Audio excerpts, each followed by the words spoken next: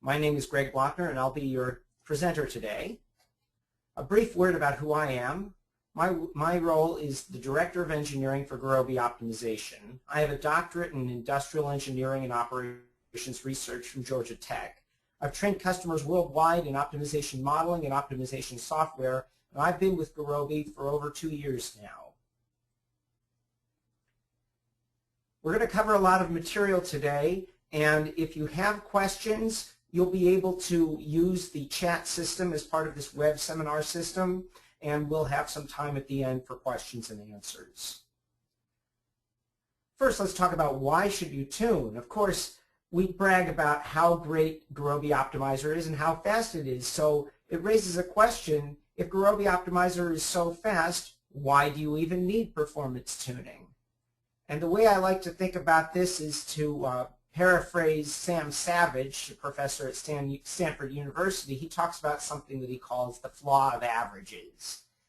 When you look at benchmarks for different solvers such as Gurobi, they're based on average performance, that is to say average across a wide selection of models. Gurobi Optimizer is designed to be extremely efficient on average, including with its default parameter settings, but not all models are average. Additionally, there are certain pitfalls to avoid, such as running out of memory, and today we're going to talk about how to recognize these situations and how to avoid them. Now, what strategy you use to improve performance does depend on the situation. My hope today is that you'll learn how to diagnose the bottlenecks and then be able to select different tactics that are specific to the issue that you have. So I may not be able to teach every single trick and technique to tune performance. What I hope we can accomplish today is to help you recognize when you're having a performance problem and to learn some of the key techniques to use to avoid these problems. So we're going to start by learning how to diagnose these bottlenecks. First, you need to identify the bottleneck, and the most important starting point is to isolate the model. First, write a model as an MPS file. So if you have a model that's built using one of the interfaces to Gurobi, you'll want to write that model as an MPS file and then solve that model using the command line tool Gurobi_CL or the interactive shell. This will allow you to isolate all the other things that could be in your application, such as databases or the interfaces that are used to build the model, or graphical user interfaces that are used by the users, and really just get at the solving component of the model. Secondly, once you've isolated and solved that model, you want to review the log file that's generated to see what kind of indicators you have of performance problems. Also, to use standard profiling tools on your computer, and this will help you determine where that specific problem may be occurring. So where are the different places you could see a bottleneck in solving an optimization model? You could have a bottleneck in initializing the model, in Presolve, in solving the initial LP for a MIP, or just solving a continuous LP or QP model, at node 0, that is the initial node of a mixed integer program, or in the remaining nodes of the mixed integer program. And now I'll talk about these in more detail. So what are the types of bottlenecks you could see? There are general issues, there are bottlenecks that pertain specifically to continuous models, and bottlenecks that pertain to integer or discrete models. And let's look at these in more detail. So general issues include model initialization, Presolve, numerical issues, and memory. These can apply to all models. Now, model initialization, each matrix generator has its own pitfalls and best practices. There are pitfalls to avoid if you're using a modeling system such as AMPL or GAMS, but also if you're using Gurobi's own interfaces. What is effective modeling techniques for one modeling system isn't necessarily the right way to approach it if you're using one of the interfaces. One of the key issues is to look at the iterators. For example, a for-all loop or a summation loop. Use that effectively for your own interface. For example, you don't want to iterate over all combinations. Maybe you just want to iterate over those arcs, say, for a network model that emanate for a particular node, as opposed to enumerating all of the nodes in the graph. And you want to be able to do that efficiently based on whatever interface you're using. Now, a way to identify this is to profile your code. This is just standard computer programming techniques. Look at where the code is slow in the matrix generation and find that. Additionally, if you're using Gurobi's own interfaces, then you need to take advantage of lazy updates. This is a special feature of Gurobi's interfaces that allow it to be very efficient in the building of models. And the key pitfall to avoid is that there's an update function, and you only want to call that update function when it's necessary to reference a new object. One of the pitfalls we see that customers fall into from time to time is that they call this update function after every single line of their optimization model, and in that way they're not taking advantage of the ability with Gurobi's interfaces to do batch updates and be efficient in the building of the matrix for the optimization model. So that's one special thing to look for in model initialization. Now, Presolve, if you're not familiar with this, Gurobi, like all other modern solvers, applies a series of Presolve methods to reduce the model size and find an equivalent but simpler model to solve. And this always involves a trade-off. You could spend some time in Presolve to hope to produce a model that's going to be easier to solve, but there's a trade-off between how much time you want to spend up front in Presolve versus the time later in solving that model. Now, Presolve in Gurobi is controlled through different parameter values, and you could test this very easily by changing the Presolve parameter. And if you find that you're spending too much time up front, then try smaller values of the Presolve. If you want to spend more time up front to get a simpler model, then increase the value of Presolve. It has a default automatic value, and then it can be turned off, and has different levels of manual control. If you need fine-grained control, there are additional parameters to control the Presolve algorithm. These are not something that most customers need to modify, but they are helpful in some cases. These include the pre-passes parameter that controls the number of passes that Presolve does, and the aggregate and ag-fill parameters that control the amount of aggregation that goes on in Presolve. Numerical issues are a complicated set of topics. I gave a talk about this at the recent Informs conference. This occurs typically when a model has a very wide range of coefficients. That is to say, you could have some coefficients that could be extremely large in the model mixed with some coefficients that could be very small. If you have a wide range of coefficients, this can really wreck the performance, and this can affect both continuous models as well as integer models. The way to identify this is when you start to see messages that you may not have seen before in the solution log, such as a message reporting that Gurobi had to change its Markowitz tolerance, or also that it had to switch to quad precision. If this is the case, then you have numerical issues, and if you're not an expert in that, just contact us. We've got a set of slides we can send to you. We can also look at your model and give specific instructions for your model. A third type of performance bottleneck that affects all types of models is memory. If you're in a case where you have insufficient memory, this could really wreck the performance. Almost all computers today use a combination of physical RAM memory as well as virtual memory, which means using the hard disk to supplement the physical memory whenever your computer needs a lot more memory than the quantity of physical memory that's present in your computer. In addition, Gurobi by default does parallel optimization, and parallel optimization itself requires more memory. How do you know if you're having a problem with insufficient memory? Use the system monitor tools on your computer.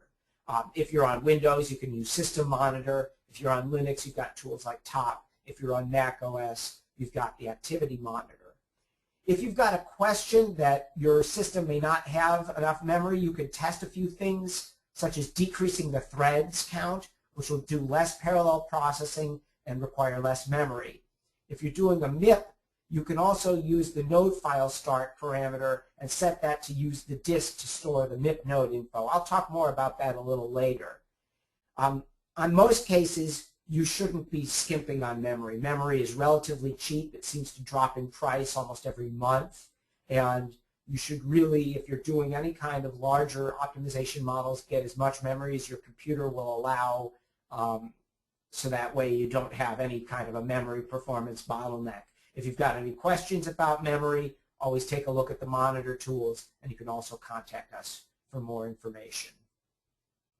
So that covers all of the general methods. Once you've ruled those out, let's look at the specific methods to improve performance for continuous optimization models.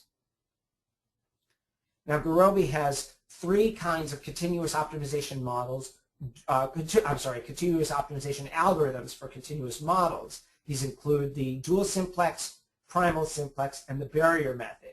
In addition, it has a hybrid approach. It's called concurrent optimization. This allows Gurobi to use multiple algorithms at the same time on multiple processor cores. By using multiple algorithms, you get the best of all worlds. You get very good performance, but also robustness. That is, if one algorithm has a problem on a particular model, you've got the other algorithms running to help avoid those problems. But there is a trade-off. Running concurrent optimization does require more memory. There are 2 concurrent modes. These are, you can think of these as a fast mode and a deterministic mode. In the fast mode, the first algorithm that finishes will be the winner. It will be the one that returns back the solution. However, even on the same computer, that winner can vary occasionally from time to time. If 2 methods are very similar in times, then once in a while you'll find that you'll get a slightly different answer when you run it on that same computer, because you'll get a different answer depending on which algorithm returned the solution. If that bothers you, you could try the deterministic method. This is consistent and repeatable. You will always get the same answer every time, but the performance is much worse than the fast concurrent optimizer, because that winning method is determined by internal metrics. It's not determined by the runtime on that computer. So let's take a look at how these methods compare with each other. We did some tests on a fairly new computer running one of the newest Intel quad-core Sandy Bridge processors. And we looked at 210 models that have runtimes greater than 1 second. We weren't looking at little tiny models. And the concurrent methods were run with dual on 1 core and barrier on 3 cores. Now, looking at dual simplex as the baseline, you can see that with Gurobi's latest release, the primal simplex was slower, which is important to keep in mind because most of us learn primal simplex in school, but it turns out that it's not generally the fastest way to solve an optimization model. Dual tends to be faster than primal simplex, and barrier is even faster yet across this test set. Barrier was 0.38, quite a bit faster, almost 3 times as fast as the dual simplex. Concurrent Optimizer was even better, because why? Because that's finding the best of both worlds. It's running both barrier and dual at the same time in this case. If more threads were available, it would also run primal. And the deterministic concurrent, you can see it's faster than dual simplex, but not quite as fast as that fast mode for Concurrent Optimizer. And for quadratic programming models, the same computer and same processor, a smaller set of models, you can see here the barrier method is much, much faster than the dual simplex. It looks like about 50 times faster on average across this test set. So what are the default methods? What's run if you don't change any parameters? Well, for linear programming models, what was new in our 4.5 release is that we made the Concurrent Optimizer the default. That didn't used to be the case with 4.0 and earlier releases. For quadratic programming models, the barrier method is the default, and I think that's pretty clear why you would want that based on that test set I just showed in that previous slide. So for quadratic programming models, the barrier is the default, and then for MIP nodes, the dual simplex is the default, and of course for mixed integer linear programming, the concurrent would be the default for the root node. Now there are two parameters that are used to select the algorithm. There's the method parameter that's used to change the algorithm that's used for continuous models, as well as the root node of mixed integer programs. And then there's an additional parameter called node method that can be used to change the algorithm used for nodes of mixed integer programs. To be honest, I haven't seen a case in the last year or so where it's beneficial to change the node method. However, there are many cases that it is beneficial to change the method parameter to solve a continuous model or the root node of a mixed integer model using a different algorithm. So let's take a look at a couple of examples. Here's a linear programming problem solved in the first time with dual simplex, which I've highlighted in red text. It says dual simplex. And the second time it says barrier. Well, what happened here, if you look at the run times, they're almost the same, 3.72 and 3.70 seconds. Again, if you recall, by default, Gurobi is using the Concurrent Optimizer, and when it's this close, you could find that once you get a solution from dual simplex, another time you get a solution from the barrier, and you can see in this case the value of the variable 0 is different based on alternate optimal solutions for this model. They both have the same objective value, but slightly different solutions for the actual solution values. This is an uncommon case, but it does happen from time to time. Again, this is what happens when the default solver was concurrent, and you get an alternate optimal basis when the runtimes are very close. If this bothers you, again, use the deterministic method, either the deterministic concurrent or the parallel barrier or one of the two simplex methods if this bothers you. It's uncommon, but it's something to be aware of. Here's another case, a little odd case. Let's solve the test model, the PDS 100 model. This is a slightly different computer. It's also an Intel Core i7, but a slightly older generation of that. If we solve this with the dual simplex, we get a solve time of 27.57 seconds. With barrier, it gets 97.42 seconds. And you say, okay, concurrent, it's solved by dual, but wait a minute. That's odd. Why is the dual slower than when you solve the dual by itself? And the customers will say to me, hey, wait a minute. I thought you said that concurrent was always the best choice. Why is it on this computer that concurrent is slower than dual when, in fact, concurrent is solving by dual? So what's going on here? Well, again, concurrent is fastest on average, but, in fact, concurrent is never the fastest for a specific model. If the barrier was the best method and you use concurrent, then you're taking a thread that could be doing parallel barrier when you're doing concurrent, and you're giving that thread away to dual, and in fact you're making barrier a little slower when you're running concurrent. So if you were to just run pure barrier, that method would be faster by just running pure barrier on all cores, on all threads, rather than giving away one thread to run concurrent. Conversely, in this case, in this previous slide, what happened? Well, dual was fastest, but what's happening is that the dual is giving away resources to run the barrier method, and in fact, on a lot of latest generation of Intel processors, these processors are actually capable of running even faster when they're under limited load. So in fact, what's happening is when you're running concurrent optimization, you're running the processor at full load, and the processor is running a little slower because it needs to keep from overheating. And in fact, it would have been the case in this previous model that you would have been faster for solving that model on dual simplex rather than concurrent optimizer. Again, this is what happens when you've got a method that's fastest on average. You can have these cases that, although it's fastest on average, this specific case, it's not as fast to run the concurrent optimizer. But all of this said, the concurrent optimizer is a great method. It's why we made it the default, because it is fastest on average. And what's nice about it is that because it solves multiple methods, you get increased robustness. You don't get into problems where one algorithm could really get stuck somewhere and wait for a long time to return the solution. Here's an additional example.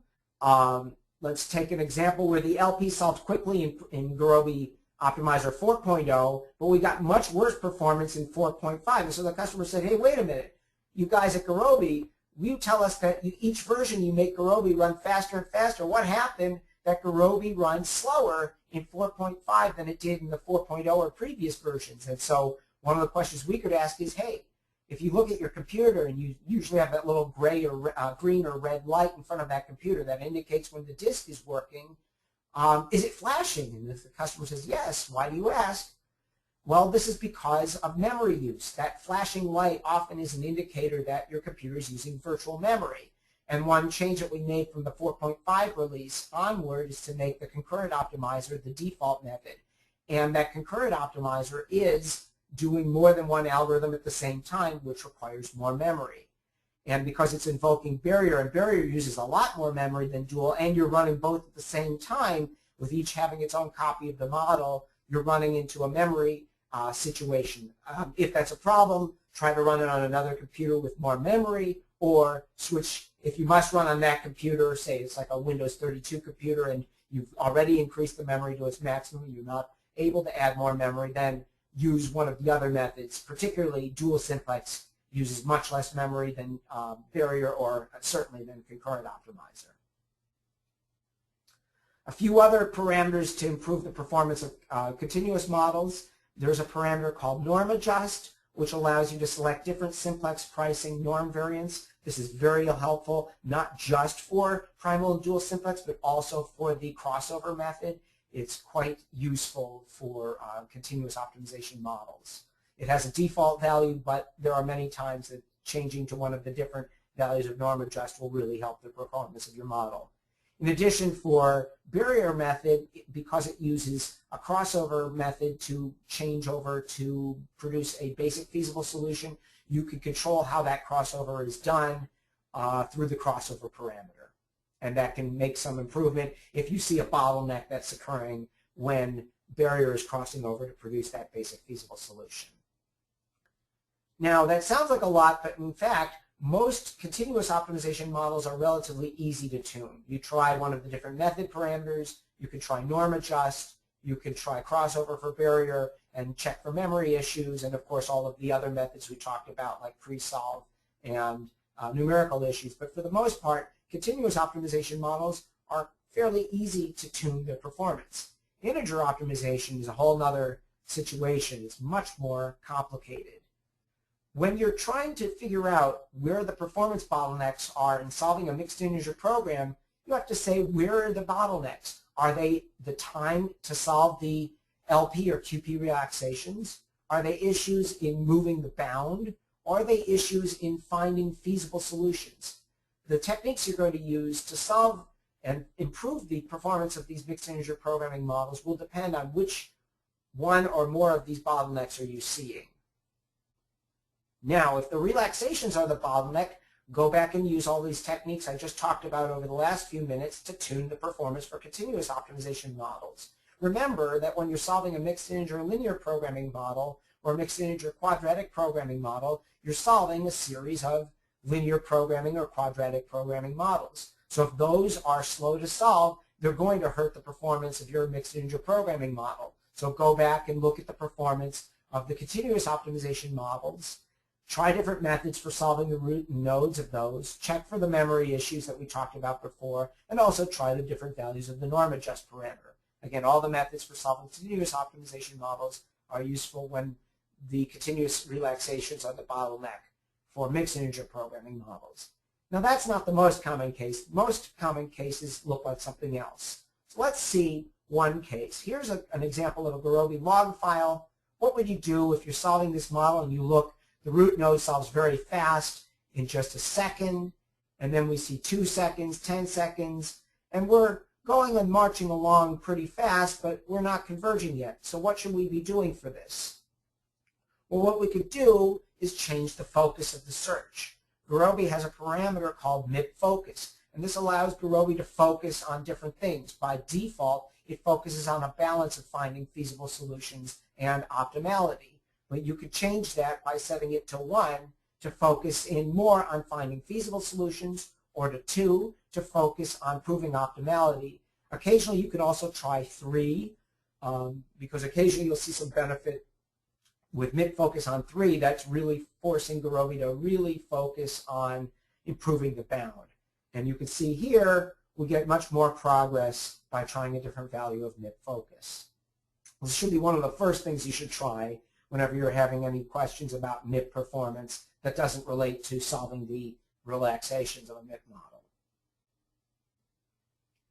Now, what do you do in a different case? We're going to solve this model, and you see, oh man, we've taken about 40 minutes, and we're solving the root node, and we haven't finished solving the root node, and we're still waiting to get to the branch and bound tree.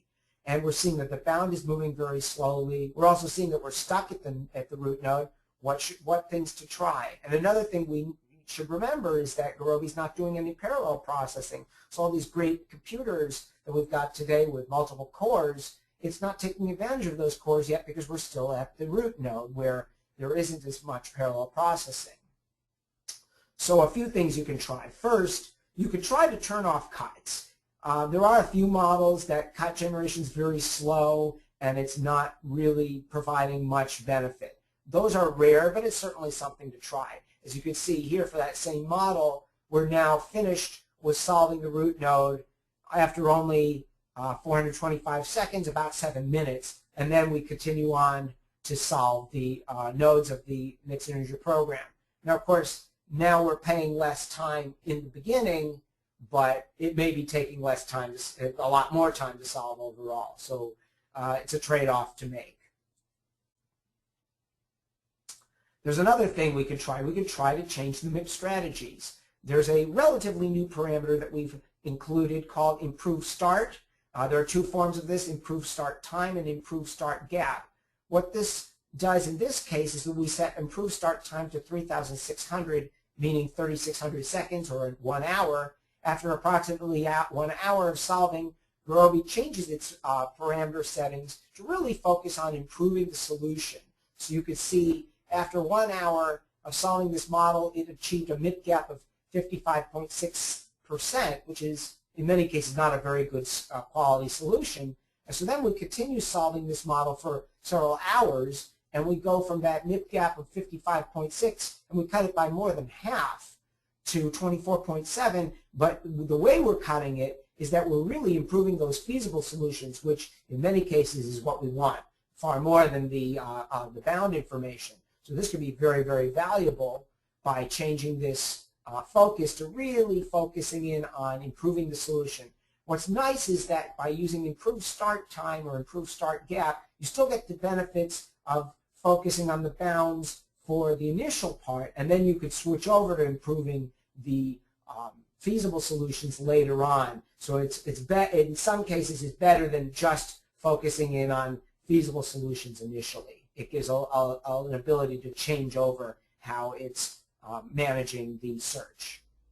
Now here's a different case. We solve the model and it starts out solving very fast, and then at some point after a while it starts solving very slowly. And we can run a system utility like Top on Linux or Task Manager on Windows, and we can see that we're not making much good progress, and in fact the processing is very, very slow. So you can see here, if you look at this third line where it says CPU and it says 5.9%, you say, well, wait a minute, why is Gurobi only using about 6% of my processor?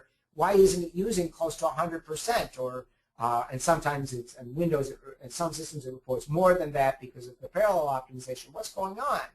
Well, in fact, this is a case that we ran out of memory, but this is a special case for which we're not running out of memory initially in solving the LP relaxation. We're running out of memory in solving the mixed integer program. How does that happen? When you're solving a mixed integer program in a case that you run through a whole lot of nodes, you can find that initially you're not having any memory problems, and then after time, thanks to all the parallel optimization, you're storing so much node information that later, while you're exploring this branch and cut tree, you run out of memory. Now, you could say, of course, ideally you should run on a computer with more memory, but again, that may not always be the case, and this isn't necessarily a bad situation because Gurobi has a parameter called node file start. You set this to the amount of memory that you want, a limit on the memory, and after it reaches that point, it starts using the disk to save the the node information, that is the status of where it is in the branch and cut tree.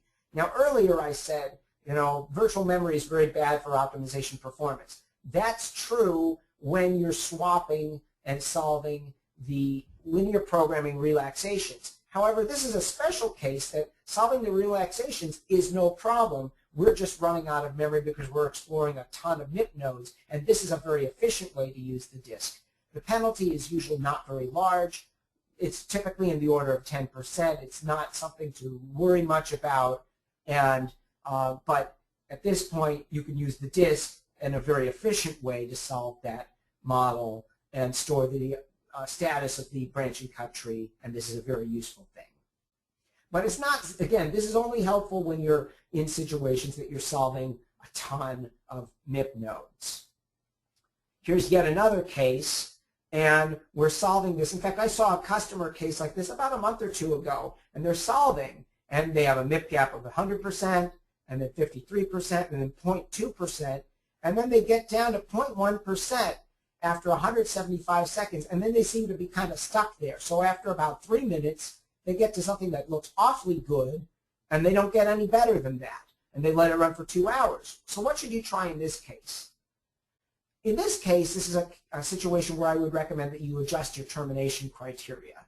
A lot of models have estimated data, estimated costs, estimated capacities, estimated processing time, whatever that optimization model is, and those data are imprecise. They're based on, what is it going to cost me to buy this, or what is it going to, how much is a customer worth to me, or how much time is it going to take for me to do this? And these are imperfect estimates, and the default MIP gap was arbitrarily selected. It's kind of the industry standard to make it 0.01%, and it's many, many times overkill for a lot of optimization models. Now, of course, you'd say, wait a minute, Greg, it was at 0.01%. Why didn't Gurobi stop? But in fact, what you're really seeing is you're seeing the limits of the write out to the screen of that precision. It probably was at, I don't remember this exact model, but it was probably at 0.01 and say like 3.4.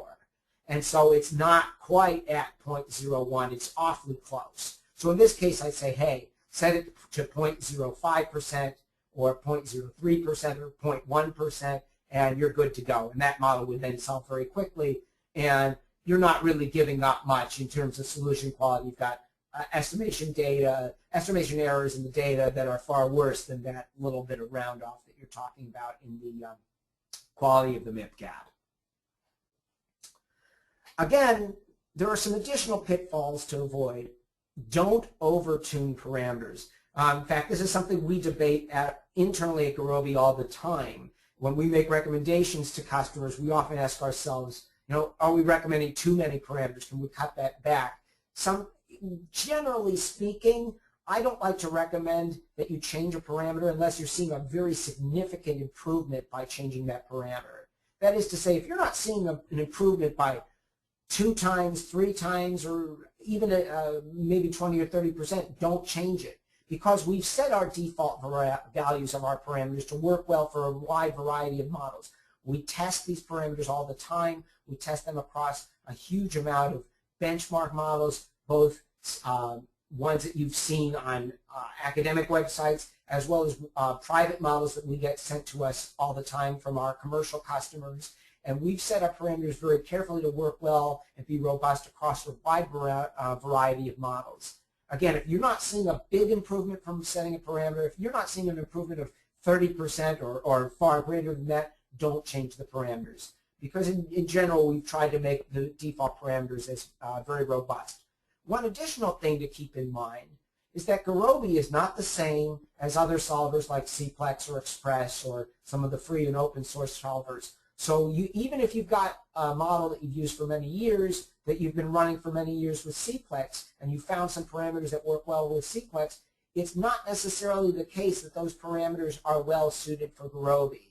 We've seen a lot of times that customers have sent us a long set of Cplex parameters that might have been selected for very good reason for Cplex, but they may actually hurt Gurobi performance. And so you should really try to look at things with a fresh eye when you're taking a model that's an old model that you've been running for years with another solver and look at the parameters with a fresh approach when you're looking at tuning them for Gurobi. So, in summary, I hope I've helped you understand how to identify the condition. When you're looking at a performance bottleneck, where is that performance occurring? Is it a general issue like a Presolve, a memory situation? If that's the case, apply some techniques specific to that. Is the bottleneck occurring in solving the continuous optimization models? In that case, try the different methods, try the norm adjust parameter. Of course, again, check for memory. You could also try for Presolve to hope to get a simpler model.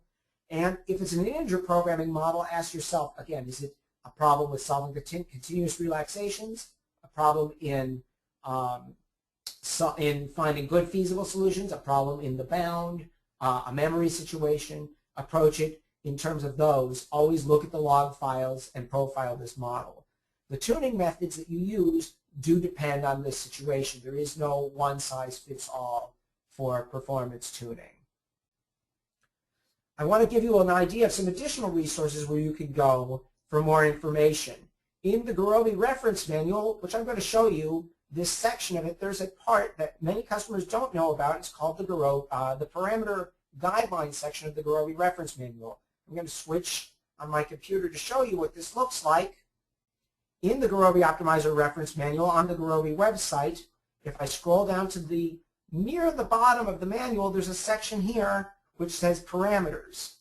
And you may have already looked at the first section, which has the list of parameters, but if you go to the next section, it says parameter guidelines. And there's information covering much of the same material I have today for continuous models, as well as an even longer section covering what you should do for MIP models.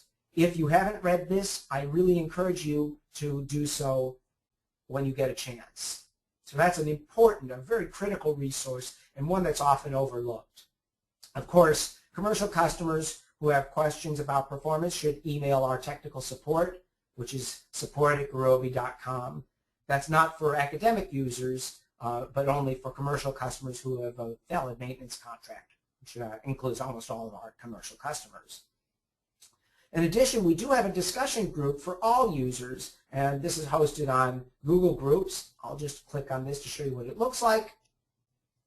You can read it on the web. You can have it sent to you via email, and there's a lot of this. This has been covered, so you can actually search the group. You can also post messages. It's a moderated group. We try to make sure there isn't spam and that topics remain really focused on optimization modeling and optimization solving using Gurobi. We try to keep it as focused as possible to not waste your time. And you can ask all users, both academic and commercial users, can ask performance questions there. But some more private ones we may want to discuss with you individually. So those are some additional resources. We will also make these slides and a recorded version of this presentation available on our website in a few days.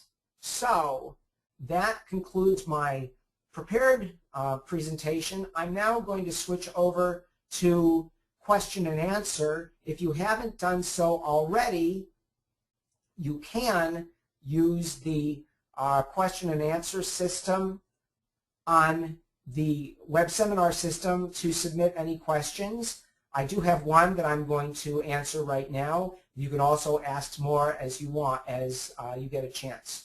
So the first question comes from Peter Sells, and it says, currently all three major solvers are mapping on multi-core processors using shared memory. The question goes on to say the open source solver CoinOR and Symphony are able to use multiple computers on the network using distributed memory. Does Gurobi believe in distributed memory architecture for solvers to reach lower solve times?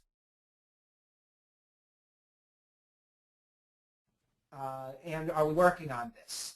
And so that's a great question. Thanks for asking it. We are not currently working on it. We're certainly going to be studying it.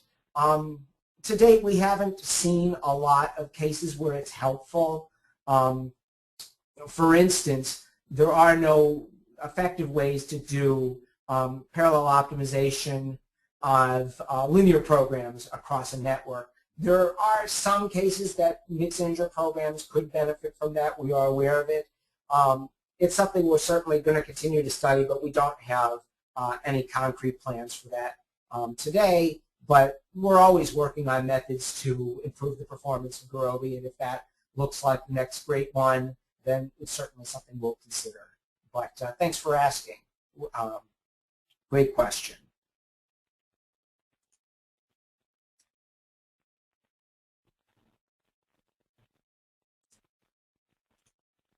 All right, next question. Is there any difference in Gurobi's performance if it's run through a MPS file or if it's called using the APIs? And this comes from forgive me if I mispronounce your name. I believe it's Ashutosh Chakraborty. Excuse me. My apologies. All right, so is there performance in solving a model from a file versus using the interfaces? Not a significant difference, provided that you have coded effectively using the interfaces. That is to say, if you're using the lazy updates on the models, if you're using that correctly, then you should see great performance for the interfaces. We designed the Gurobi interfaces to be lightweight and high performance, and that does require that extra step of manually calling the update function and doing it in an intelligent manner only when you need it, when you need to back reference something that you've created. For example, suppose you create a whole bunch of variables. You don't want to call that update function after each individual variable that you create. You want to wait and call that once before you then use those variables inside of constraints. And that'll give you very good performance if you're using the interfaces. And I haven't had one case where a customer has said, oh, you know, we're just disappointed with the performance. If anything, I think they tell us that our interfaces are very high performance. They have very good performance, provided that they do use this update function correctly. That is the pitfall to watch out for. So great question. Thanks for asking. Another question from Ashutosh, who asks, any pointers to identify which models are best suited for barrier compared to dual and primal? Good question. So first, by default, Gurobi uses Concurrent Optimizer. So Concurrent is using, on most systems, almost all computers in the last few years have 2 or more cores. Even small computers like laptops and even some of the most recent netbooks have multiple cores. So you're going to get barrier by default if you're running 4.5 and using the default parameters. But okay, you know, the question's still valid. Which models tend to solve better by barrier? Certainly most quadratic programming models. And then for linear and mixed integer linear programming models, tends to be the larger models do better by barrier. But there are exceptions. You know, dual is still very good. We've got a very good dual simplex method, and there are many cases that dual can outperform. But you know, roughly speaking, it tends to be the larger scale models tend to be better, significantly better for barrier. So great question. All right, next question. I'm afraid this is from Peter Sells again. There's something about, oh, I think I understand the question. I'll try to answer it. If I don't, I'll post a follow-up question and I'll get to that. So there's something about, a question about graphic processing units, GPUs. I'll try to answer this. If I'm not clear on it, please post a follow-up question. So the question is, I think, will Gurobi have support for graphical processing units? For those of you that aren't familiar with it, most modern computers, especially desktop and servers, have some very advanced graphical processing cards that really comes from the need to do some advanced games. But some areas of scientific computing are also using these additional graphics processing units, or GPUs, to do scientific computing. These are, for example, the chips from NVIDIA and ATI, principally, though there's also some systems from Intel. Currently, Gurobi isn't supporting this. It is something that we've debated a few times. I don't think it's something we're going to be doing immediately, but again, we're always looking at performance. If this is something that is a ripe area for future performance, then it is, I'm sure it is something that we'll look at in the future, but it isn't something we're looking at today. But it is something we're always looking at. The topic, it's a pet topic of mine too, and I certainly raise the question every few months, and it just hasn't quite gotten to the point that it's the top issue yet. But it is a good question. I think one of the motivators for it is that these graphical processors do far more parallel processing than the standard processors. Well, but at the same time, the standard processors today, 2 cores is every computer. 4-core laptops are now becoming common. 4-core desktops are the commonplace, and really 6 and 8 are going to be the future. Well, the future is really growing the number of cores on the central processors. So, it's not clear that that's long-term as much of an advantage as it is today. So, but it is something we're certainly going to study down the road. So, great question. Thanks. Next question is, this comes from Hamid Ghaffari and asks, is improved start time parameter used only once within a solving period? Yes. So it's used once the time is reached. Say if you set it to 120, then after 120 seconds, then Gurobi switches to really improve the feasible solutions rather than focusing on whatever you originally started it. Good question. Next question from Yishuai Niu asks, is it possible to use a starting point for LP, QP, and MIP, and how to set the starting point? Okay, great question. Now, if you're solving a continuous model, there's 2 different answers for that. If you're solving a continuous model, say a linear programming problem, then you're going to want to set a starting basis. You don't really set a starting point, you can set a starting basis. People don't do that very often, but it is used internally to do warm resolves and warm starts. What is much more common is the ability to set a guess for a starting solution for mixed integer programming. In fact, I visited a customer last week in Canada that uses this feature extensively, and this is very useful to provide that initial feasible solution. What's very nice about the capability of providing that initial feasible start solution is that, in fact, it doesn't even have to be feasible and it doesn't have to be complete. You just provide a pretty good guess for some of the discrete variables, some or all of the discrete variables. Gurobi will either use that or use the partial solution and make some attempt at completing that. It's not going to work in every case, but it is, as I saw last week when visiting this customer, it can make a huge benefit in providing much better initial feasible solutions, and by that really cut down the solve time for the MIP. So again, there's a different approach if you're solving a continuous model or a discrete model, and both are possible.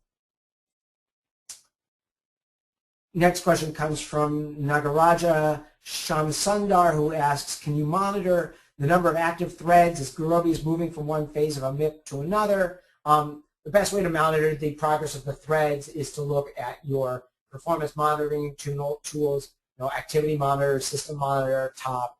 That'll show you, a lot of times it can show you graphically what what's going on with your processor's threads. Typically speaking, for MIP, there's parallel optimization. We're solving the initial LP relaxation, and then we're solving the nodes. Not so much parallel optimization. We're solving the root node. So that's one thing to look out for. But again, look at the monitoring tools on your computer. Okay, great questions. Rodrigo Linfante asks, do we have a callback to inject a new solution during the MIP branching bound? Absolutely. We didn't talk about callbacks today, but yes, Gurobi has a callback methods. One of the callbacks for MIP can let you specify a new solution. So callbacks are called periodically within the MIP. You specify that solution, and it's used it can be basically used as a new heuristic to, you've got some problem-specific heuristics, you implement them yourself, and then inject those solutions in there. Totally possible. It does require programming. You're not going to do that without some additional programming, but it's totally possible. And if you've got any questions about that, ask a question through support or to the discussion group. Next question comes from Hamid Ghaffari, who asks, in MIP solving, can you use any processors on remote machines? I think we covered that through another question. Right now, our parallel optimization is strictly SMP, symmetric multiprocessing. That means one computer with multiple chips or multiple cores within that computer. We don't do distributed computing optimization today. You could do it yourself if you've got multiple licenses, but we don't provide any tools for that. You have to provide all the mechanics to make that possible. It's not something we provide today, but it is something we'll always consider for the future. Another question comes from Rodrigo Linfandi. I'm trying to answer these in the orders that they came in. It says, is there a callback to make column generation available within branch and bound? Yes and no. You can add new columns, but if you do that, you're going to wind up resolving the models from scratch. We don't have a branch and cut and price. That gets to be very, very involved. As you know, most of us came from iLog. We were involved with this at CFlex, and they had a product like this. It wasn't very successful, and it was very complicated. We don't have any plans to do this at Gurobi. But you can do you can add new columns, but essentially you're going to wind up making those modifications will force you to solve those MIPS from scratch. Though you can, of course, do all the other stuff to accelerate the solving of those MIPS, like providing initial feasibles. Another question comes from Gerhard Tachnig. I hope I pronounced your name correctly. He says, I'm building a very large LP model with about 50 million variables and constraints. What does it mean to scale a model properly? Have all variable models. Good. This is, I think, a numerical question. It's really hard, but I think I didn't cover this. We do have a separate presentation on numerical issues. One of the fastest ways, I might even be able to demonstrate this. Let me see. I'm going to, it's a great question. I'll do a quick demonstration of that. Let me just show my screen again. Hope you can see this. I'll increase the size of this window just a bit. There is a tool you can use to get a little insight as to what your matrix looks like. Let me just go to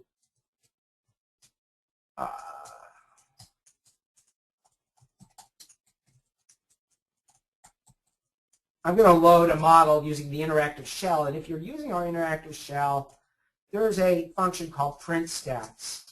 And you run this, and it gives you some indicator for the coefficient range. So here you can see the smallest coefficient, the absolute value of the smallest coefficient is 0.107. The absolute value of the largest absolute value of the coefficients is 2.429. So that's a relatively small range. Typically, you don't want that range to be too large. 10 to the 6th, 10 to the 7th is, getting to making me nervous level. So this is quite acceptable. You can get a little larger, but if you have any questions, you can certainly ask us for more insight. It's not necessarily a question about the variables as much as a question about the range of coefficients in that constraint matrix. Great question. All right.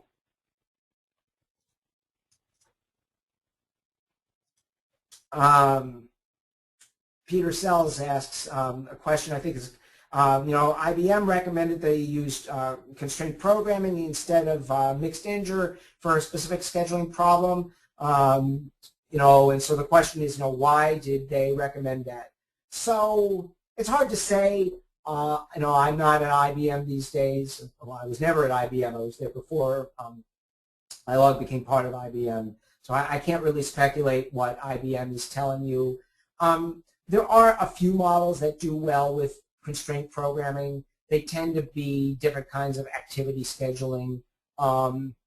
So if that model tends to be in one of those cases, it might be a good candidate for constraint programming. But there's a ton of scheduling models that are used and solve as mixed integer programming problems. I think it's a little unfortunate that IBM has this product called Scheduler because it's a little misleading. There's tons of scheduling models, sequencing models that are done with integer programming, and there's only certain types of scheduling models that work well with constraint programming. They tend to, if you've got specific questions about that, it's probably something we should talk about privately rather than with the whole group. But my experience is they're few and far between. But you might have one of those cases. It's something we could talk about individually. So another question says comes from Shafali Kulkani Thacker, says, why is concurrent not the default for MIP? Actually, concurrent is the default for the root node of MIP.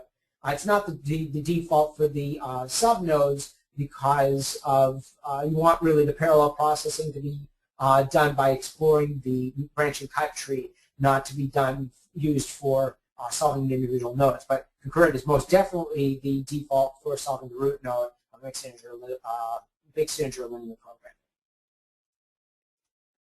Okay, next question comes from Mohammed Karbechi.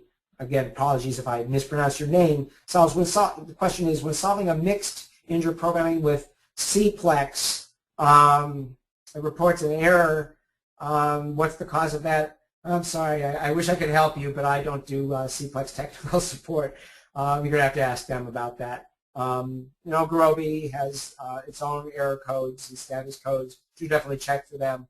I can't explain why Cplex is causing a fault. You have to ask them, and hope you get an answer. Hope they help you as much as hard as we try.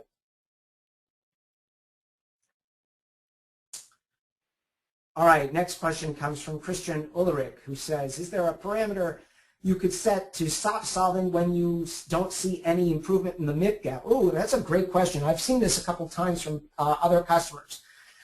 Today, there's no parameter to do that, but it's not too hard to implement that yourself using a callback. So basically what you would do is you would look at the status of the MIP gap through a callback, and after a number of times of seeing that status not improve, say the MIP gap hasn't improved, and you should be a little careful because it might be improving by some microscopic amount. So you want to say, if it hasn't improved by more than epsilon, then you could just call a terminate method, and to do that in the callback, we're talking a handful of lines of code. I guess somewhere in the neighborhood of a dozen lines of code or less. Not hard to do. Something you could implement in an hour or two, maybe less if you know callbacks pretty well.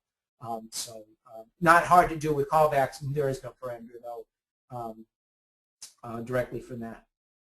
Next question comes from François Fondin, who says, is there any benefit to specify initial values for both integer and continuous variables in a MIP program? Because MIP starts contain only integer values. Generally speaking, no. You're better off if you're specifying a MIP start just to specify the start values for the discrete variables. I don't think there's much benefit to solving to specifying a MIP start for the continuous variables. And the main reason for that is what happens in a MIP start is that it constrains those specified starting values, and then Gurobi then tries to solve a linear program with those other variables fixed, or actually it tries to solve the integer program and sees, can it find any integer feasible solutions. So you're really going to be handcuffing, in a way, Gurobi if you're specifying the continuous variable. So I'd probably recommend that you don't specify any starting values for the continuous variables.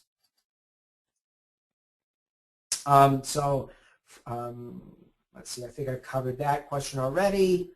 A good question comes from Estin Ingar Grotley. Apologies if mispronouncing your name. It says, what do you lose in terms of solution time by implementing your model in an interface such as YALMIP as opposed to directly in Gurobi? Great question. So remember, when you're solving a model, two things happen. Well, more than two things, but for this purpose, you can think of two things. First is the generation of the constraint matrix. That is, converting your mathematical representation, your logical representation into that constraint matrix. And then the second part is, given that constraint matrix, doing all of the calculations to find the optimal solutions.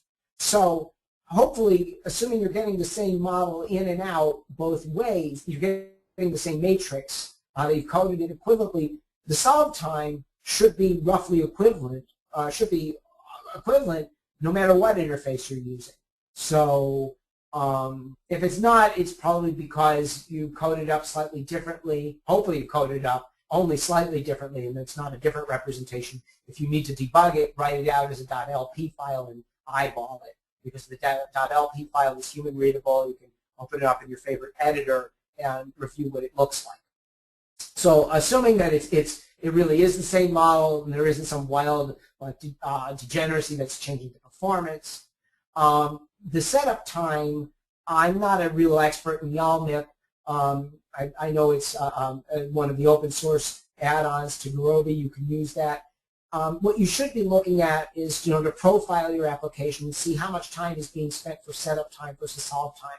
In most properly written applications, the setup time should be short relative to the solve time, and that's what we would hope for. That solving a model should be hard. Setting up the model, just feeding in that matrix, should be relatively short. If it's not the case, then there's something wrong in the way you're setting up the model. Either your use of the Gurobi interfaces, for example, you're not calling the update function effectively, or something's going on in YALMIP. Again, I'm not an expert in YALMIP, but you can contact the developers and their support, a discussion, and see what's going on there. But ultimately, if everything's going right, that setup time should be relatively short. Even if YALMIP is a little bit higher than Gurobi, or you're using a modeling system like Ample or one of the other modeling systems, again, that setup time with a properly written code should be much shorter than the actual solve time. If it's not, then there's something wrong in the way that setup is going on. Next question comes from Zhengjin Hu, who asks, in general, would it be beneficial to introduce redundant constraints, which is to say constraints that can be inferred from others? So, if you've got a constraint that's redundant, should you add it to the model? That's a fantastic question. So the answer to that one is it really depends on whether or not what is the nature of that redundant constraint. If you're talking about a pure continuous model and that constraint is truly redundant, in most cases it will hurt the performance. Or in best case scenario, Presolve will recognize that it's redundant and it will process it out. It depends on how complicated that constraint is. But in many cases, Presolve can recognize it and it'll remove it, not much cost to that. Now, however, mixed integer programming, it's a whole nother can of worms, so to speak. If it's truly redundant, again, the same principle applies. It will probably hurt performance more than it will help. But if it's maybe something more like a cutting plane or just something that's removing some fractional solutions, then it isn't necessarily redundant, but it could actually be beneficial. So, maybe I'm taking a very loose interpretation of what you mean by redundant, but there are some constraints in mixed integer programming that aren't strictly necessary, but they can be cutting off fractional solutions, and those can be extremely beneficial for the mixed integer program. So the only way to know is to experiment, try adding some or all of them, see if it helps the performance, and go from there. There's sometimes, even if they're cut, sometimes they can be not as helpful because they're increasing the size of the model. So there's always a trade-off in mixed integer programming, and so you only by experimentation will you know whether or not that's going to be beneficial. Great question. Next question comes from Vivek Sinha, who asks, will sparsity affect the performance adversely, or is it accounting for internally? Great question. So sparsity in linear integer programming, there's a couple of different ways to think of sparsity, but the most common way is sparsity of the coefficient matrix. Whenever possible, you should implement your coefficient matrix with sparseness. That is to say, don't add zeros to your coefficient matrix. What would happen if you don't do that? It will get removed by Presolve automatically, but if you are adding in those extra zeros, you are going to increase the memory somewhat. You're going to increase Presolve somewhat. Is it going to be significant? Depends on your model. Some cases it's not that bad to add in the additional zeros in the coefficient matrix, but whenever possible, be efficient. The time you spend is probably not that much to be careful and express the model efficiently using sparsity in your own model. But in the end, the Presolve algorithms will remove that. So again, you can figure it out on your own whether or not it's beneficial. But generally speaking, if you can, don't add in extra zeros to the coefficient matrix. Great question. Next question comes from Feng Gao. Says, is there a measurement to check a potential ill condition for LP like kappa? Yes, absolutely. You can print out the kappa value for a linear programming problem from Gurobi, and for details, just look for the word kappa and search that in our online documentation. Next question comes from Vladimir Reinhardt, who asks, if you want to find all optimal solutions of a MIP, is there a better way to do it than adding the constraint as the last answer and running the solver again? Today, no. We don't have any function to find all optimal solutions. Of course, finding all optimal solutions can be NP hard. It's a great question. We do have a feature for finding MIPS, for finding the previous solutions. They're not likely to be optimal, but they might be near optimal, and this is using the solution number parameter. So say if the optimal solution was the 12th solution, you could find and retrieve back the solution number 11, number 10, number 9. They'll likely be suboptimal, but they still may be useful for your application. But if you're really truly interested, in finding the alternate optimal solutions, then you're correct. The only method today is to add additional constraints and keep solving. I'm just double checking to see if there are other questions. I see one last question comes from Peter Sells. Oh, I'm sorry, there are two more questions here.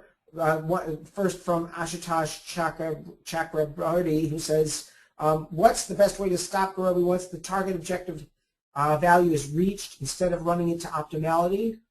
There is a parameter to control when you want to terminate due to finding a particular value. Most of the time people don't set that. They usually are setting a MIP gap parameter. You can also do that through a callback, but there is, I don't set this very often. It has some adverse effects in simplex, so it's not always the best thing to set, but you can do it. It's called the cutoff parameter. Just give me a second. I use it so seldom I have to double check its name in the documentation, but it is something you can set. But generally speaking, if you want to be careful about that and you really just want to cut off once you reach a particular MIP value, I would probably do that with a callback function rather than setting the cutoff parameter. Again, because the cutoff parameter has some adverse effects on a linear programming problem.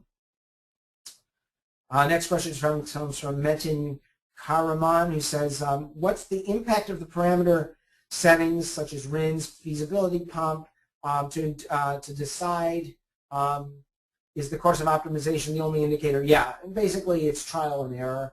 You can look at the log output. Feasibility pump, it's pretty obvious. It'll tell you if the feasibility pump is called, if it isn't called. So that was pretty easy to see. RINs is a little bit more subtle, but you can see in a mixed integer program when you see the output log. And let me see if I can find back from my presentation. Let me give an example of this. Here's a good example. Let me show you this. Give me a second to switch this back. If you look at this slide and you see a bunch of lines in the log marked H, which indicate the heuristic, one or more of the heuristics generated a solution, and then you see here at 5724, you see H, and then you see a star. That star indicates that a integer feasible solution was generated through the traditional branch and cut procedure, whereas the H indicates that solution was generated from the heuristics. If you're seeing lots of those H's, then it indicates the heuristics could be beneficial. Not necessarily that it was the RINs heuristic, so ultimately you have to do trial and error to figure out if that's the right, which parameter is the best. Again, if you've got specific questions, contact us or post a question on the discussion group. Last couple of questions.